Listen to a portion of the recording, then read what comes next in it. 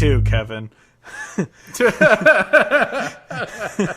Hello, and welcome to the Hodge Podcast, the official podcast of CountryHodgepodge.com. I'm your host, Steve Hodge, and joining me as always is my co-host, cousin, and lover, Kevin Hodge. Oh, hello, everyone. Just to clue you in, Steve is an idiot. In case anyone has noticed, my sound quality has been impeccable. In the entirety of the life of this podcast, but recently Steve's audio has been not quite up to par, and we just figured out why. Literally seconds before we started recording this. It's not important. Tell us why, Steve. Well, if anyone's ever used Audacity, which is the program we use to do it, when you plug in an external microphone, you have the option to choose your internal microphone or use an external, and I will let everyone guess which one I was using, because... Spoilers, he was using his MacBook mic instead of the fancy, expensive microphone sitting 2 feet from his face. Not even 2 feet. Like 6 inches from his face. 6 inches from my face, yeah. Yeah, well, because I was wondering, for like the first 10 podcasts, we both sounded great. Our podcast sounded good. Then all of a sudden, it's just like, why do I sound so, like, tinny? I don't know what is, like, metallic. I don't know what sounding this is. And now we know. I'm an idiot, so... So, we're off to a great start. Yeah, so we'll... Anyway, to move on. CountryHodgepodge.com is performing pretty well. I mean, not to pat ourselves on the back, but it's performing pretty well for a site that's only 4 weeks old, a month old. So thanks everyone who's been checking it out and reading our articles or just giving us clicks for the sake of clicks. I mean, mostly... I also appreciate that. Yeah, mostly thanks to Jamie Lynn Wilson, John D. Hale Band, and Brandon Ryder for sharing our articles and bringing people to our site, because... Absolutely. Yeah, I mean... people are obviously noticing them too, because like Cadillac 3 liked an article we wrote about them. Rich O'Toole's liked the one you posted about him. Like, we're getting all these artists that kind of notice our articles, which is really cool. So, I mean, thanks for everyone who's checking out the site. We're loving doing it. It's a whole lot of fun, and obviously we want to keep the website alive. And a lot of my friends have been like, "Oh, what do you get? Like three viewers a day?" I'm like, no, we're averaging about 100-something a day, or 200, I don't know. So, we're cool. Yes. I guess. Yeah. No, but seriously, thank you everyone who visits and checks us out, and we're promising to get more content up more regularly. Sometimes we get busy in our non-podcast and website-related lives, but we'll always have shit going up to it, so yeah, keep checking it out. The dream for the website is that it can become our full-time job, because I was thinking about this the other day. I am not destined to work for people. I am way too independent. I want a job where I run my own thing, because that's just kind of how I've always rolled, so we're hoping that can be I don't know. That's the goal. We want the website to be our jobs, because obviously if you've heard our podcast, you know we're very passionate about country music and we have very strong opinions. So we want to keep all that alive, and kind of that's our dream, kind of, to do that. So everyone who's checked us out, thank you. Anyone who hasn't, you're not listening, so fuck you. Couldn't have said it better myself.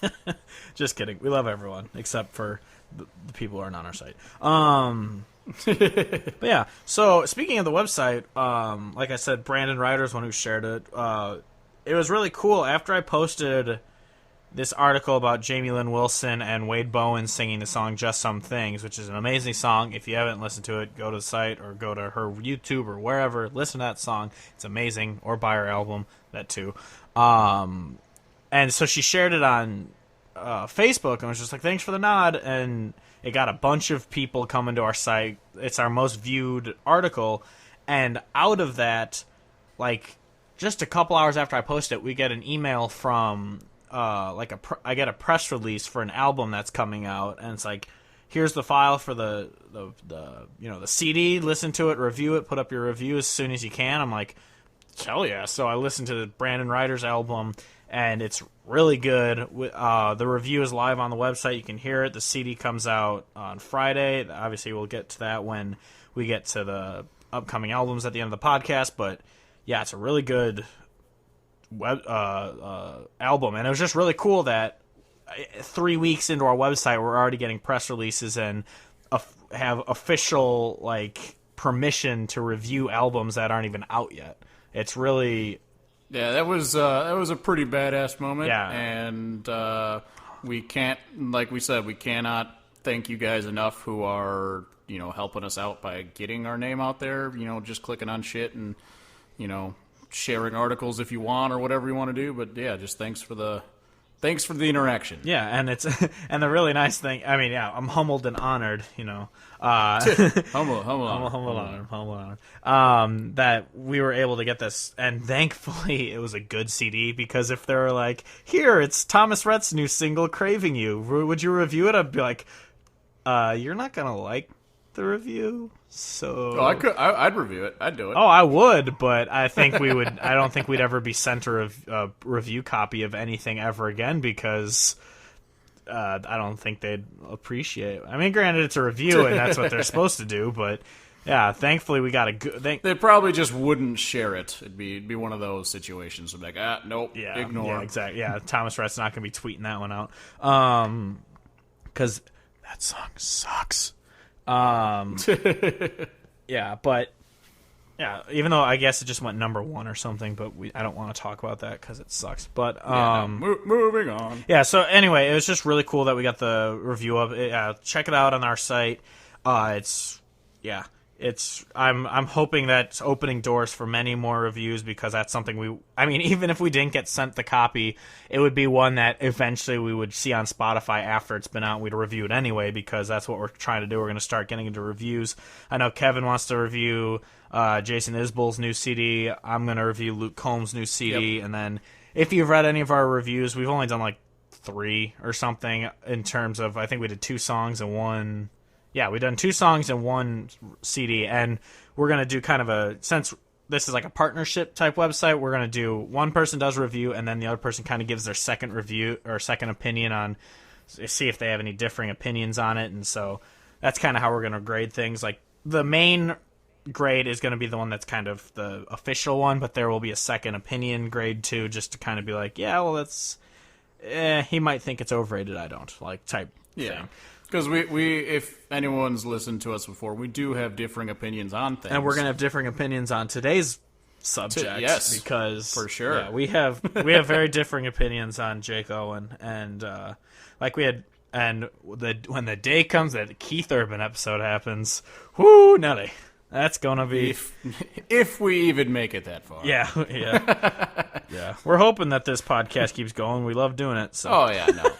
Yeah, no, we'll put that one up at some point and record it, and it'll be a fun time because I'm gonna have to just probably just start writing down all of the terrible things I can think of saying, so I can have a cheat sheet. Well, and instead of going off the cuff. And what makes me happy is you're gonna have to actually go through and listen to all his music, so you can have an actual point of why you hate all this music. Yes, which is why I need to make sure I'm just quick with all of my insults, because it'd be just not worth it to go through all of that crap and not adequately talk about how shitty the experience was. Maybe that episode should be a drunk cast.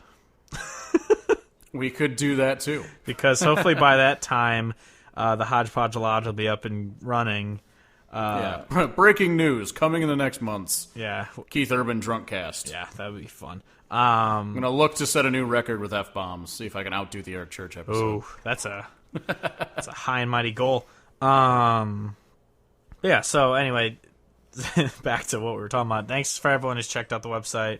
We're in our infant stages, but we're definitely going to keep building this site and hopefully make it one that people want to come to. Because obviously we don't want to be a country hate site. We would kind of want to be in the vein of, I mean, granted, we're not as good writers as Trigger, but we would love to be in the same vein as Saving Country Music, because we want to talk about legitimate music. We want to talk about why we don't like bad quote-unquote country music.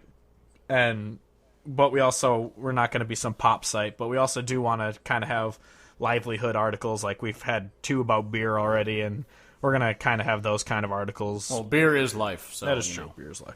So we kind of want it to be a little bit of a lifestyle site, but we mostly want to focus on the music, and we hope that it's one that hopefully people, I mean, not that our opinions are better than anyone's, but hopefully people agree with them and can understand a point of view, because we like kind of putting ourselves in the shoes of other people to say, like, well, I understand why you think this, but you're wrong. So, like, because that's the way people should be debating instead of blindly, like this political climate we're in. Anyway, Yeah. But speaking of actual music, what are we doing this weekend? Oh, yes. Oh, yeah. Kevin finally... So, I don't know if I've mentioned on the podcast, maybe not, but Windy City Smokeout is coming up, and I had bought tickets for me and False Prophet, and so I was going to go on Sunday to the Windy City Smokeout, and because there's a big lineup we'll talk about, but she dropped out, so I asked Kevin, or she dropped out of my life, and so Kevin, I offered him the ticket, and he's like, I don't know, for a while, and then finally today's like, fuck it, I'm going, we're going, we're going to go. The problem is we're going on Sunday, and I have to work on Monday, and if anyone has never listened before, I live in Iowa, and Chicago and Iowa are 2 different places. No. But yeah, so, well, that's what sucks, because last year, the good day, like, the best lineup was Saturday, so when I went with Paul... Yeah, that would be perfect, Yeah. but at the same time, I'm just like... Oh, shit. Whatever. I'm still going to be solid. Way to go, you bastard. Maybe. But yeah, so once we get to Sunday, you'll realize why it's worth it that Kevin is driving 3 hours to go to this concert. And, commitment. Yeah. But so we just kind of want to talk about some of there's going to be an article up by the time this podcast goes live, which you can check out. I kind of talk about, I think, the 11 or 12 or something. I can't even remember. I haven't checked. But, like, the artists that you should check out. Like, obviously, they're going to have the headliners, Jaco and Kitmore and Lee Brice. If you're fans of country music, you've heard of them. You know to go see them if you like them. But the ones we want to talk about were, first on Friday, Randy Rogers Band. God damn it, Dad, stop texting me. Turn your fucking thing off. That's my computer. Turn your fucking sound off your computer. Never. All right. Anyway, so first one on, it's gonna be they're the third from the last band is Randy Rogers Band is playing Friday, and Ooh. yeah. So that when I was looking through them, I was just like, I want to go all 3 days, but the only reason I didn't buy a ticket for all 3 days, one, it's more expensive, and 2, because I didn't want to have to go into Chicago 3 days in a row, like taking the train. That's true. Well, I was also when I bought the tickets, I was still living with the ex. And so I was like, I have to take in from Lyle and all this. I don't even know how to get there from there. And so I was like, fuck that. But now I could be like, oh, yeah, take the train from Geneva every day. That wouldn't be hard, but I'm not doing it. So on Friday is Randy Rogers Band. Anyone who, if you don't know them, they're an amazing Texas country band. I don't know how many CDs they have out already, but they're really, really, really good. Really country, red dirt. So they're one worth checking out. Before them is the Steelwoods, who is a brand new... They just had their debut CD come out a couple months ago. They're like a very Whiskey Myers, Leonard Skinner-esque southern rock band. They're really good. Yeah, I love that album. Yeah. The Steelwoods album's called Straw in the Wind. A Straw in the Wind, or just Straw in the Wind? I don't know. It's Straw in the Wind. Yeah. Straw in the goddamn wind. Yeah. It's an amazing, amazing album. If we were going to be going on Friday, I 100% would be excited about seeing them. Yeah. So, and if anyone else is going, go. Yeah, and it sucks because we can't get tickets for that now because they're at 6, and so you would not make it in time. Oh, yeah, there's no chance. Yeah. So, yeah, so they play at 6. Before them at 5:15 is Lanco. They have one EP out.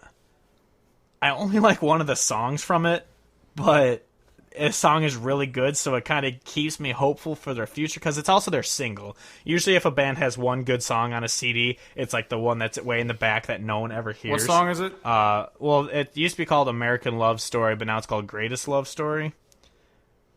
It's a really good song. I don't know. I'm sure. I want to say that I've heard Lanco before, and I hated everything. Well, but I don't know. I know you wouldn't hate the song "Greatest Love Story" because it's really good. But yeah, so they play before that. Before them is Clayton Anderson, not a fan. Before that, He played at Augie. I saw him at Augie. yeah, because I remember all the sorority girls were like, "Oh my god, I met Clayton Anderson." I'm like, I don't know who that is. But then I heard his Now you do. Well, then I heard his music, and then I realized, oh, thank God I didn't go to that. But before that, you don't care about him, but I'm a big fan. It's Steve Moakler. He's right before them. He's just kind of a folky type country. Kevin thinks he's just generic sounding or something. I can't remember what you said about him. Yeah, like I wouldn't be upset if he was playing. I just wouldn't seek it out. I mean, not to make that sound overly harsh, because it's really like I don't have a problem with it. I just, nothing was sticking out to the point where I was like, I'm definitely listening to this over and over again. It's definitely not bad in your eyes. Yeah, no, not at all. Not at all. No. Yeah, I'm a big fan of Steve Moakler. I listen to him a lot, but yeah, so that's really all who's playing on Friday. There's obviously a few other people. Jake Owens, the headliner, who we'll talk about later. Obviously, I guess I could say now before we get into him, he's really good live. Even like he's very different live than he is on a CD. But anyway, Saturday, I guess I'll go from early in the day to later. At 1:15 p.m. is Ryan Beaver, who I saw him actually the Saturday concert last year. He was really good. He was over on the side stage. He played only a couple songs because they don't get very long sets. Like they get like half-hour sets or something. But he played his big song "Dark" is obviously what he closed with, and it was amazing. And then I met him after, and he wrote that note on my ticket that just said "Ha Kevin," because Kevin could. I can't remember why you couldn't go, but you couldn't. I don't remember. Yeah, I don't remember why. Might just have something to do with the fact that I live in Iowa. Yeah, I don't remember why he didn't, but I don't know. Might have been. It was probably the same day, something, but. Yeah. Or you might have been in Hayward, or who knows. But then later in the day at 3:45 is Midland. They're solid. They only have that one EP out, right? Yeah. I want to say. Yeah. But it was really good. Yeah, they are. They're like. I don't know. They're just. I want to say controversial, but they're kind of on both. I wrote in the article. They're kind of on both planes. Traditionalists and mainstream fans like them because they're on the radio, but they're a very traditional sound. And they're really good. So it's kind of cool that they're a traditional band kind of making waves because they're on that, what are they, Big Machine Records, I think is what they're on, which is what like Brantley Gilbert or something is like. So it's just weird that they're on that label, but they're so traditional. Then later, Jada Kramer, I'm pretty sure she's just really good to look at. I couldn't tell you a single song. I don't know anything by her either. Oh my god. You're kidding me right now. Yeah, I know. And then later is Eli Young Band. They have a couple good songs, but they're overall whatever. Yeah. Then headliners Kip Moore, if you're a fan of kind of classic rock sounding music. Because his first CD was super country, and then his second CD was not country at all. But yeah, Kip Moore is an interesting one because I do like a lot of his first album, and then his second album just like wasn't. It just wasn't my thing. Like it wasn't country, and not in like a super bad way because it was just like rock and kind of pop rock thing. And it wasn't like terrible sound. I said it sounded like didn't get into it. I said it sounded like glam rock. Like old glam rock type music. Yeah, and that's what I mean. Like for pop rock, like popular rock and roll, yeah. like not anything that's crazy heavy or anything like but that. But I was a big fan of it. Kevin wasn't huge on it, but the thing I love about Kip Moore is that he doesn't do what people tell him to do. Like he'd play like that song in Song Reckless where it's just like he said he'd look good in rhinestone and a cowboy hat, and he's like, yeah, he can kiss my ass. Like so I really like, even if you don't like Kip Moore's sound, I love that he does his own thing. We'll do an episode on him eventually, and we'll talk about that more. But yeah, so if you like Kip Moore, yeah, he's a headliner. We saw him open for Eric Church way back in the day, and he was really good because that was back when he only had one CD out too. But yeah. But anyway, moving on to Sunday, this is the king of all lineups that I am ecstatic to see because it is real good. I don't want to say king of all lineups because we did go to Texas and see Willie's. Well, picnic. I mean, So I can't. I don't want to. Like, I want to say this is easily the best lineup that I've seen come to Chicago. yeah, I guess that's what I mean more so. Yeah, because obviously it's not better than Willie's Picnic of 2015 or 16 or whatever it was. We saw. 15. Yeah, or Medicine Stone, yeah. or the Tumbleweed Fest that we can't even go to, but it has an amazing fucking lineup. Isn't that one in Missouri? That one is in Missouri. Yeah. Speaking of which, if anyone has a chance to go to Missouri and go to the Tumbleweed Fest, that lineup is insane. Go to it. Yeah. For the love of God, go to it. Yeah. But anyway, Sunday, first is some person I never heard of, but second is at 125 Muscadine Bloodline. They opened for Luke Combs when I saw him in Indianapolis, and they have a song called WD-40, which is really good, and Porch Swing Angel is also really good. And they were just really good live because they don't have much music out, so they did a couple covers on top of their music, and they're really good sounding. They're a duo, and I'm a fan. Yeah, I like what I've heard on Spotify. I haven't listened to too much, but I definitely liked what I did hear. Yeah, so they're the first of the day. I'll be definitely there for them, or we'll be there for them, and that's good. John Langston, he has one song that was really good, and the rest of his songs are just so bad, just trash. But like so bad. Like I don't mean to beat this dead horse, but. They're one of the guys, or he's one of those guys that Whiskey Riff has just a boner for because he wears their hats, and it's just annoying as shit. Like, his music is not good. I mean, I like the lyrics behind his song, Right Girl, Wrong Time. The lyrics for that song are actually really good, but he just made it sound so Luke Bryan-y, just like so poppy for the sake of being poppy, and it's annoying. But anyway, yeah, pass. Yeah, moving on. Ryan Hurd, he's engaged to Maren Morris. That's really all he's got going for him. Mike Ryan is at 3:30. He's a really good Texas artist. He has a new CD coming out soon. I don't know when exactly, but he does have a CD coming out. His music's really good. My favorite song by him is Putting Off Telling Me Goodbye. That's a really, really good song. So I'm looking forward to seeing him. Sadly, if you look at it, he plays from 3:30 to 4. That's such a short set. I was actually going to ask you about this, which is now super perfect for the radio. Not. So how does it? So there's more than one stage. There's one stage because are all these really only 30-minute sets? Well, this isn't bad because if you're listening for the Windy City Smokeout thing, then this is true. You're welcome, world. There are two stages. There's like the main stage where like the last 3 or 4 people will probably play. Like they stay over there. So it's kind of like Willie's Picnic where there's 2 stages, and then but they're like really close to each other. Like they're kind of across from it, but it's not a huge place. So they're kind of across. There's like a smaller stage.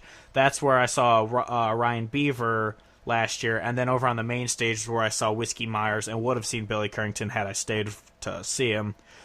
So yeah, they're on different stages. So yeah, he'll get done at like 3:30, and then probably right at that point, Stony LaRue will step on stage at the other one at 4. So it's kind of cool. It'll be back to back, and we can just walk from one over to the other. Because, of course, also at this point, no one's going to be there watching them because no one knows who the hell they are. So, which is a shame. Yeah, but once Luke Combs get there, I'm sure it'll be packed because everyone knows the song Hurricane now. But So at 4 is Stony LaRue. And to be completely honest, there's 2 things that swayed me to going. One is that I've wanted to see Stony LaRue for a very long time, and he's gone to Iowa City a bunch of times, and I've never been able to go because it's been on like weird fucking nights or like I'm out of town or something. And so I was like, I need to see him, and then obviously we'll get to later that Sunny Sweeney's playing, and she's amazing. And so I was like, those 2 people I need to see. I'm going, and then obviously the lineup's just awesome anyway. But like those were the 2 pieces that sold me. So Stony LaRue, you know more about him than I do. I have a couple of his songs saved, but I don't know a lot about him. His song "Us Time" is really good that I like, and "Velvet" also really good. Look at Me Fly, I think, is one of his best songs. Oklahoma Breakdown, the live version, is pretty badass. It's like the only live version of a song I actually like more than the recorded version. Yeah. But yeah, so he's really good. And then at 4:45 is William Clark Green, who has the Yeah. greatest post-breakup song in the history of ever.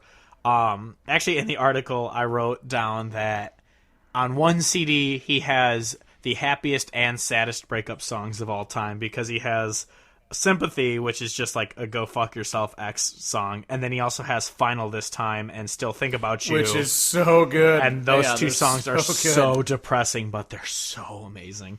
Yeah. So William Clark Green is really good. He's super underrated. Yeah. Like more people definitely need to listen. Yeah, to him. we'll definitely do an episode on him eventually too, because his music is so good. But then after him is Brandy Clark, who we did an episode on already, and she is just She's so great. amazing. So I cannot wait to see her live.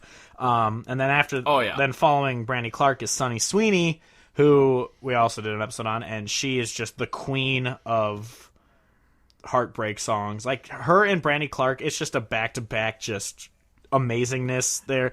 And they're both the type where they don't have any bad songs. Yeah. Like you just listen to all their shit and you're just like, well, I haven't heard a bad song yet, so I'm just going to keep this shuffle going, or just go all the way through every album, and you just go. I mean, the only weak song either of them has is Brandy Clark has "Girl Next Door." I'm not a huge fan of that song, but it's still good. I still like that song. Yeah, it's still good though. And then after Sunny Sweeney is Luke Combs, who, if you've listened to country music in the past 3 months, you've heard of him because he has the #1 CD and song on the radio. So he's kind of flying high right now. He's been opening for Brantley Gilbert and selling out his own. We're Luke Combs hipsters because we've known about him for like 2 years, going on like 2.5. So yeah, we like everyone get out of our way. We deserve that front spot right next to the stage because we have known about him longer. So Yep. And I don't know how many times I showed people the song Hurricane, and She Got the Best of Me, and then no one ever cared, and I was like, all right, fine, don't care. And then when he came to the radio, I was like, okay, fine, now you care. I don't know who Sean Lacey is, and then I was going to ask if you did, because when you sent me the lineup, I had no idea either. Idea who that is. Maybe he's good, I don't know, man. I'll check him out. But then the headliner of Sunday is Lee Brice. So his newest single "Boy" is really good. I've liked every single one of his CDs. But I don't think he's that good live. The one I've only seen him once, but he just wasn't that good when I saw him live, and I was just like, ugh. Yeah, I've heard recordings, like live recordings, and it is apparent that it is a live recording. I'll just leave it at that.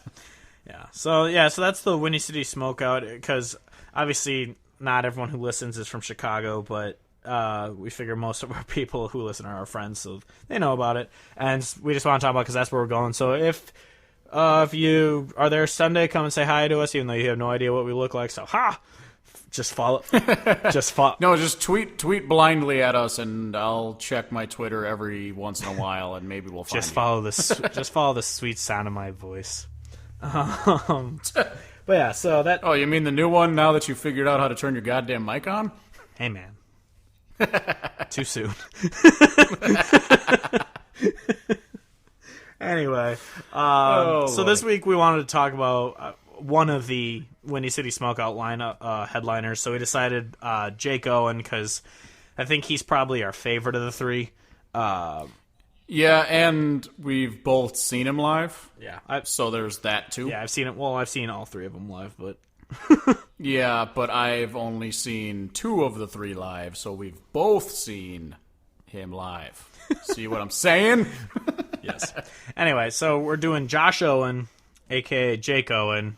He changed his name because he likes to lie to the American people. He changed his name. I just think it's funny because he changed his name so he wouldn't be the third Josh signed behind Josh Turner and Josh Grayson. And Josh Grayson has fallen off the map, so it's kind of funny that he had to change his name for that guy.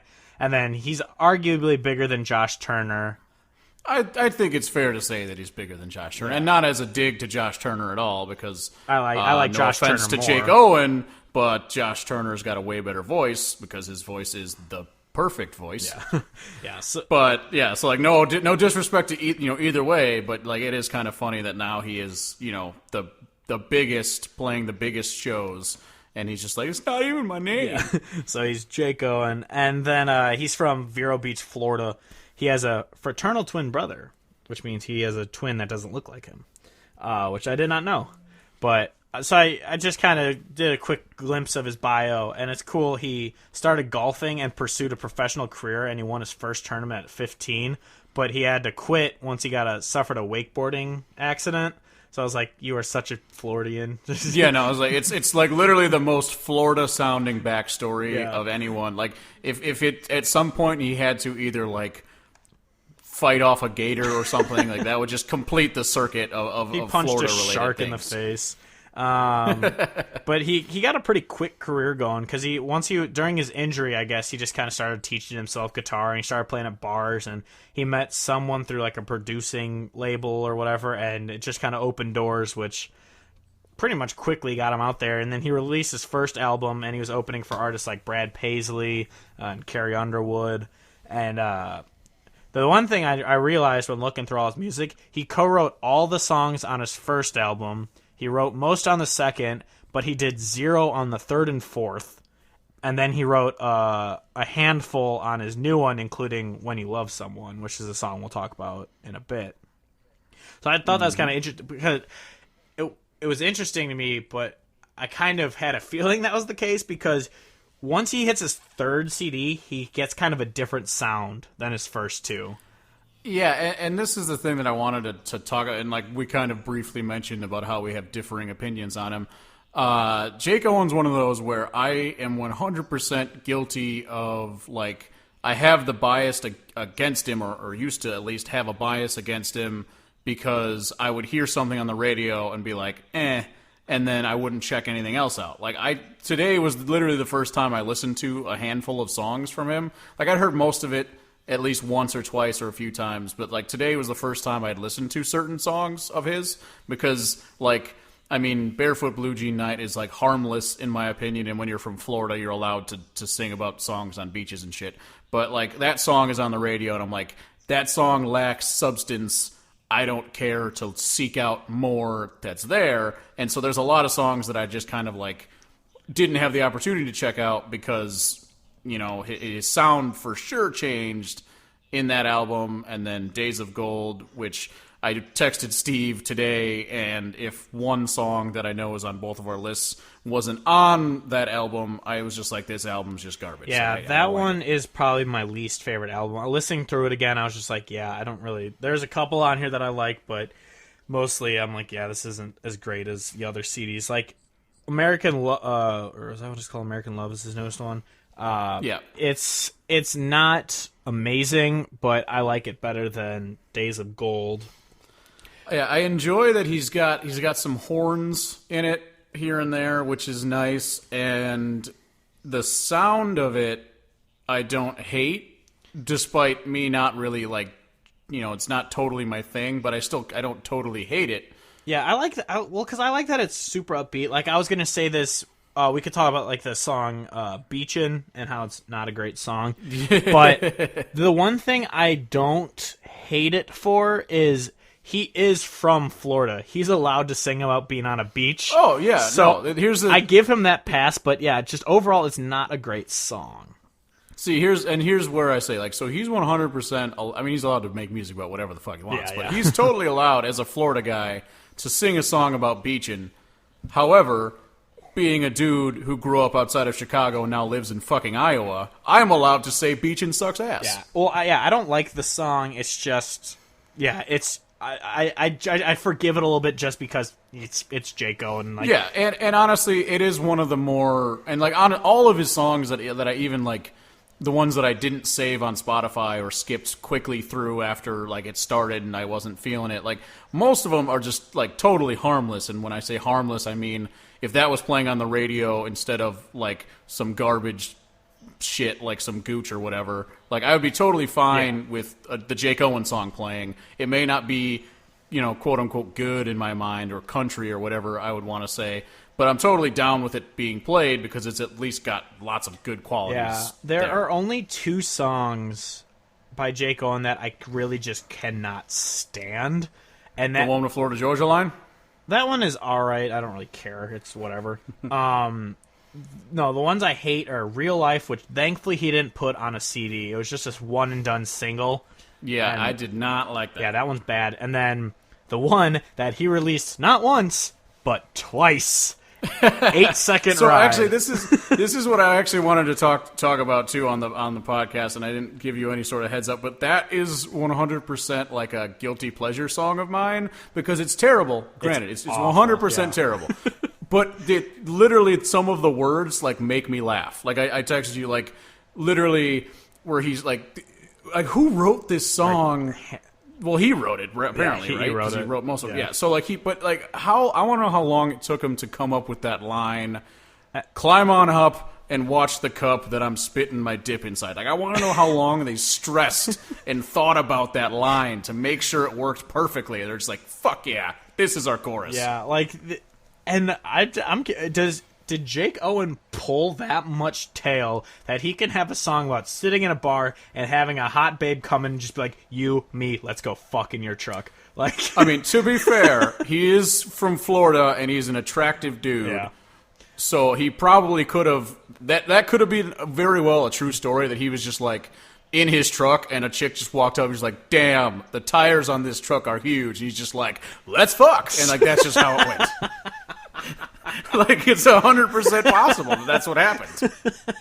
Yeah, but I don't know. I wasn't there. that song is such garbage. But seriously, but honestly, the one thing I do like about it is I like that guitar riff. Oh yeah. And so, like, it's a guilty pleasure of mine because that guitar riff is good. It is. And then it makes me laugh every time he says, climb on up and watch that cup. I've been spitting my dip inside. Or the girl saying, never seen a country boy with tires on his truck that high. Yeah, it's just funny. Yeah, that is one that I used to always have saved, and I would let it play when it played. Like, but that's the thing, like, that's like his worst song, but it's not like my ears are bleeding, please turn it off bad. It's just really dumb.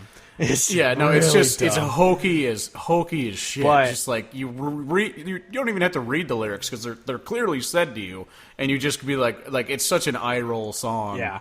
That you're just like, really? And then I texted you earlier about the song that I find like a guilty pleasure song, which is bad, but I like it, is American Country Love Song. I just think it's a really upbeat song that that if it comes on, I'm just like, all right, like, it's fine. It's not a great song, but it's just, I like it. I don't know. It's upbeat. Not a fan. Yeah. I don't know. I like it. It's just, it's one that, like, it came on, I don't like that he kind of Sam Hunt rap talks during it. That's exactly it. Yeah. I don't like that. It's just that sped up talking, and then you go into singing, and then you quickly talk some more. Yeah. Because it's like, there's a difference between that, and then there's certain songs, like not just Jake Owen, but other artists too, where they kind of like, they'll have a pause, and they'll kind of like say a couple words like of a conversational tone. Yeah. Like I don't have a problem with that. It's when you quickly speed it up as if you're like almost rapping, and then you go sing, and then you start rapping again. It's like, no. Yeah, but I like that. Cut the shit out. Yeah, that part is bad, but I like it just for the chorus because it's just kind of a happy, upbeat, kind of summer, a summer song. Yeah, no, it is. Yeah, no, it is. But yeah, so that's like my guilty pleasure-ish song of his. But yeah, so do we have anything else to talk about? Oh, his first number one actually came from his third CD when Barefoot Blue Jean Night went number one. Everything else before that was like a top 10 or just kind of sitting up there on the charts a little bit, but he didn't get one until Barefoot Blue Jean Night, and now he's pretty much just been a powerhouse since, where most are going top 10 or number one or like kind of thing. So, well, yeah, he's in that groove where I would say, you know, like not to try to diminish any songs that he'd come out with in terms of, like, oh, it's not good, it's just going number one because whatever. But like he's in that groove now where he's got enough name recognition, he is talented enough, and if he puts a quality song, like it's just going to get played. Like it will. Yeah, exactly. He, I mean, I'm looking at his discography now though. It's surprising. His last his single now is Good Company, but his song before that was If He Ain't Gonna Love You, which peaked at 37 on the airplay, which is surprising because he's never had one peak that high. So that's pretty... And that's actually not a bad one because it's kind of like a... What are you looking at me for? That song is terrible. I know. Well, I'm saying it's not...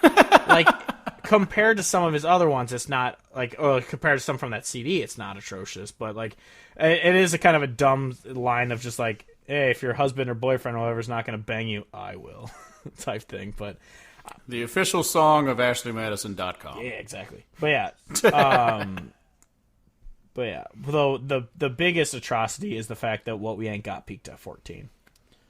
Yeah, I was gonna ask you that, if like how would it do? But I mean, I can get that it's super slow, and some people just refuse to have emotion, and if the song's not super happy and about drinking, then they're like, no. But at the same time, like, that song is one of the better songs that's ever been made, ever. Yeah, it's so weird. His second worst charting song is "Tell Me."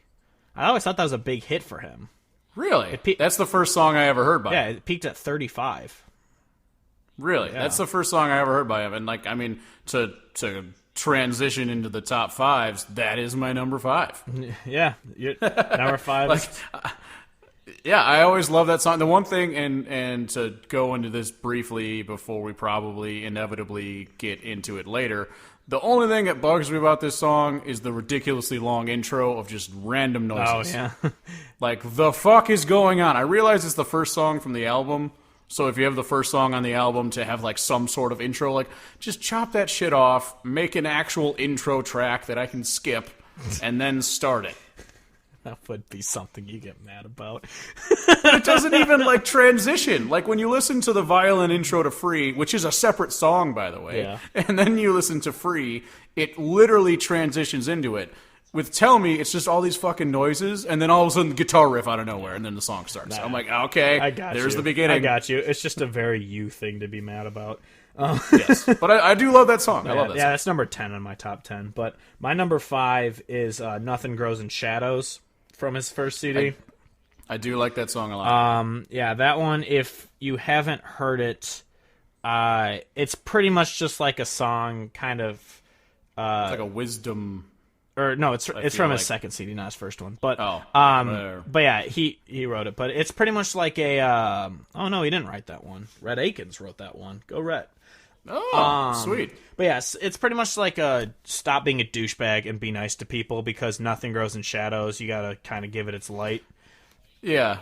And yeah, like I felt like it was like imparting knowledge and wisdom onto it's like a child or a person or it's like anything. It's like really. telling fellow students stop making fun of that kid in your class, or telling the dad to stop being a douchebag to his kid who's trying to play baseball. And then like how and then it kind of goes into, there was a kid he bullied in school, and now he's the doctor treating his mom for cancer, and like, so it's like, shit, I shouldn't have been such a dick kind of this guy. And oh wow, it was also co-written by Dallas Davidson. That guy sucks. That's surprising. I don't even know who that is. He writes pretty much every tailgate song you hear on the radio now.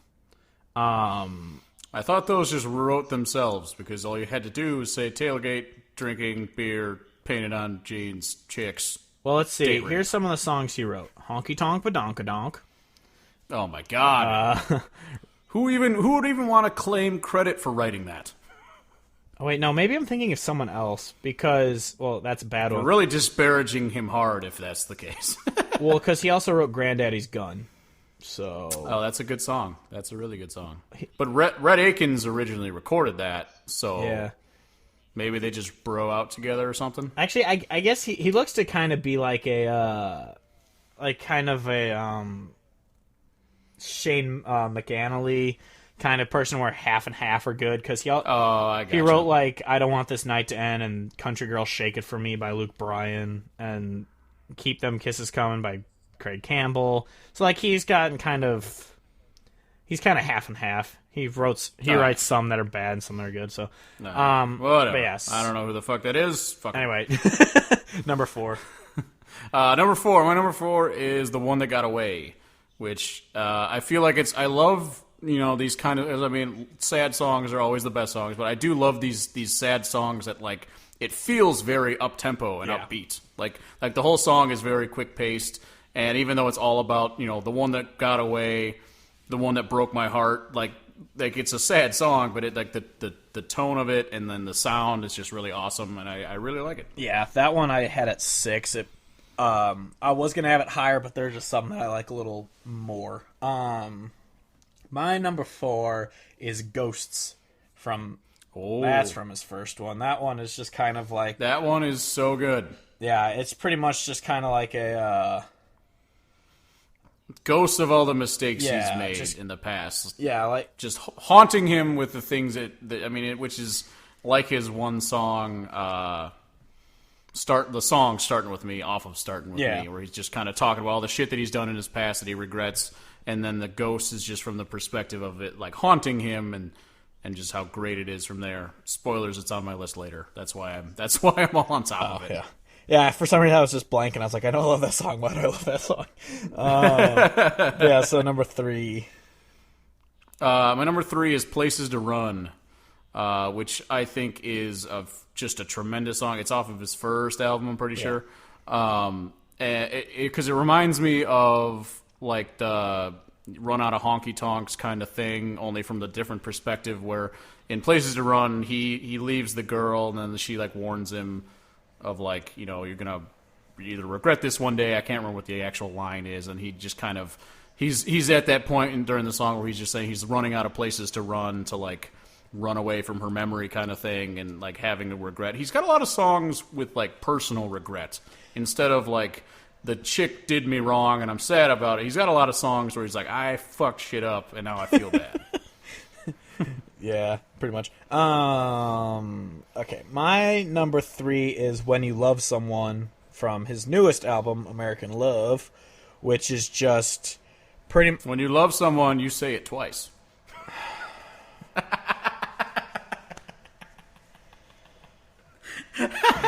We'll get to that. But yeah, so When You Love Someone, it's about pretty much like, if you love someone, why are you cheating on them? Like, why are you going out and letting it go too far with someone else? If you love someone, you should be with that person, so why are you out doing this with another person? Yeah, no, that is a good song. I do like that song a lot. I almost had it at my number 2, but my number 2 I just listen to a lot more than this song, but this song is incredibly sad. So it's really good, but yeah. Nah. Number 2 for me is Ghosts, which I already talked about, so I don't need to talk too much more about it other than it's fantastic. My number 2 is the song where you think he says things too much, Driving All Night,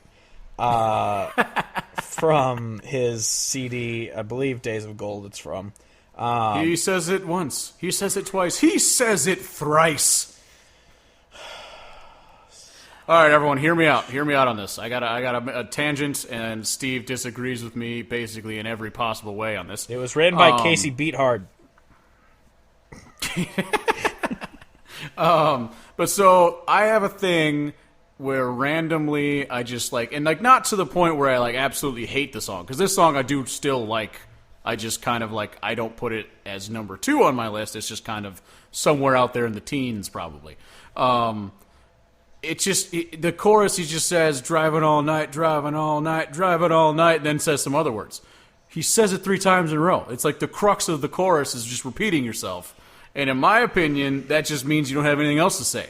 So if you're going to keep repeating yourself, and to be completely fair, I think the song that like hit my critical point was when that god-awful Kenny Chesney song Come Over came on the radio. And I heard that song and like the wires in my brain connected, and it was just like, you know what, fuck repetition, like no more, like all of it. Yeah, even though Cody Jinks has Give All You Can, where he says it about 12 times in a row.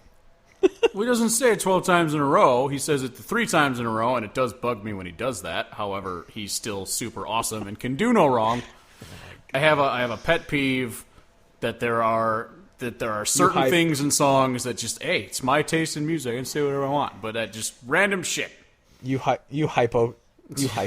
Random shit bugs me. Just does. But yes, outside of the random shit that bugs Kevin, the song is about pretty much like kind of back when he was in college. He spent an entire night driving down to LSU to go see his girlfriend, and was like, I'm driving all night so I can spend all day with, or like have all day with you type thing. And it's just really good because it's about him like speeding through. He's like, the dog is looking for those blue lights, and I'm crushing Red Bulls while my foot's on the gas, like kind of thing. And it's just kind of I don't know, it's just an upbeat kind of love song type thing, and I like it.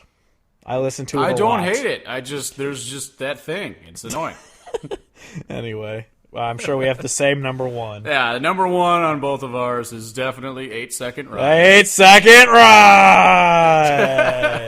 No, but number one for sure on both of our lists is What We Ain't Got. It is one of the best written songs like in a long time. Which isn't surprising because it's Travis Meadows. Travis Meadows. Yeah, Travis Meadows is amazing. Check him out if you haven't. But What We Ain't Got, like, the way he does it is so good, where I honestly could have believed that he did write it himself, because the way that he sings it, and then like the piano, like, it's so good, and he does it so well. You can feel the feels. Yeah, like, I remember when this CD came out, I heard the song and I was just like, holy crap, this is amazing, but it's just going to be one that gets lost in the nothingness, because that's usually what happens with the good songs.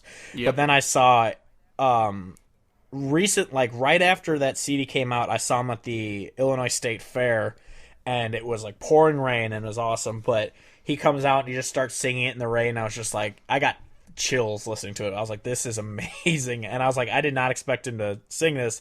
And a little side story of that, we were with I was with Watson and his now fiance, and then their other buddy, and their buddy, he was just in town visiting, and they're like, hey, come to the concert. But he didn't like country music. Now he likes country music because they also introduced him to Turnpike Troubadours. Woo. But he was listening to it, and he kind of starts off the song by saying, like, my parents, or I can't remember if it was his mom or dad, it might be mom. He was like, my mom just beat cancer, and this song's, like, about this and all this, and I'm just like, and then he starts going into What We Ain't Got, and the Watson's buddy was sitting there, and his mom had just beaten cancer, and he just got, like, chills during that song. He's like, I never thought a song could have this much emotion. I'm like, oh, that is country music. So, yeah. And that's hearing that song live was amazing. Sadly, he didn't sing it at Country Thunder last year when we saw him. Yeah, what the fuck? Which was awesome. I don't know if we've talked about it, how we... 100% the reason you didn't play that is because the degenerate high school crowd would not appreciate it. And it was raining a shit ton then, too, so... Yeah, it's been pouring both times I've seen him. But yeah, that concert was so awesome because it was pouring so much that so many people didn't come to the concert. They all just stayed at their campsites. So we jumped the fence and went into the pit. Snuck into the pit and we're like 20 feet from him. And he did a really good job performing. Like you said, he's really good live. It was raining. There were people there for sure. Like, it was still packed around there. But since it was downpouring, like, he could have very easily hung out under where he gets the most rain protection and like not want to be out there. But he was there's like the long stage that sticks out into the crowd, like into the pit, and he was running all up and down that, and like so he just was like really energetic and just really good live. Yeah, and he had a horn section and stuff, yes. And Big fan. That's why I don't like. Obviously, when music doesn't have any like substance to it and it's just like party music, it sucks. But even though he has some like party songs, most of his even more upbeats. Like we said, the one that got away. It's a really like well written and kind of depressing song, but it's really upbeat, and it's one you could go to a concert and like dance to. Yeah. So that's what I love about Jake Owen, is that he's so upbeat and so like he's just such a great performer. That's why I forgive some of these songs like. And that's why, like, good, I don't want to make it sound, as negative, because I know that I said like several times that this album is trash and that album is trash. Yeah. But it's really just like it's not. There's like you said, there's some songs that just lack substance in the sense of like. Tearing your heart out. Like, I don't, and a lot of people would come back and say, like, why do you need to be so depressed all the time with your songs? And I understand. But, yeah, like, he's still so good. Like, he's really good at singing. He does have usually really good instrumentation on his songs. So, like, it's... Yeah, even the ones I skip are still worth checking out. Yeah, and he's definitely not a sellout. He just does what he wants, and it's like I said, it's also part of that Florida beach persona where he's just like he sings pretty much his feelings, which is the beach feeling. Well, yeah, and he wants to, and he makes songs that he would want to listen to, and just being down in Florida, like a lot of those songs make sense. Yeah, the only thing I have to say is. Days of Gold is better by Cadillac 3. Yeah, no, 100%. That the only reason, and like I don't have that song saved on my Spotify as the Jake Owen version, because I'm like, no, like it's not that bad, the Jake Owen version, but it's just better by Cadillac 3, and so I'm not gonna have both of them. And Cadillac 3 wrote it, so it's awesome Yeah. too. But yeah, so yeah, Jake Owen, I love that he's not a sellout. He just kind of does what he wants. He's one of my favorite mainstream artists out there right now, and it's really nice, kind of that. And he's definitely someone I would love to see again. Obviously, I could go on Friday to see him, but I don't want to go to Chicago twice in a weekend. and I was in Chicago last week for a Cubs game, so I don't want to go to Chicago again. Yeah. But yeah, so yeah. Yeah, Jake Owen. Jake Owen's great. I thought I had one more thing to say about him, but maybe not. Oh well, we'll move on. So as we said at the top of the podcast, there's one album coming out this week, and that is Brandon Ryder's self-titled album, Brandon Ryder. And yeah, we got to listen to it. It's really good. Read our review. It's up live now.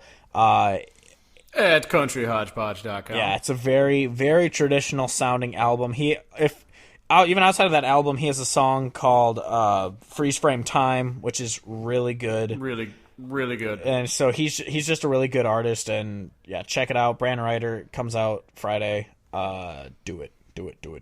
Yeah. My favorite song from it was I'm blanking right now. What the fuck? Shit, I mean, Son of a bitch.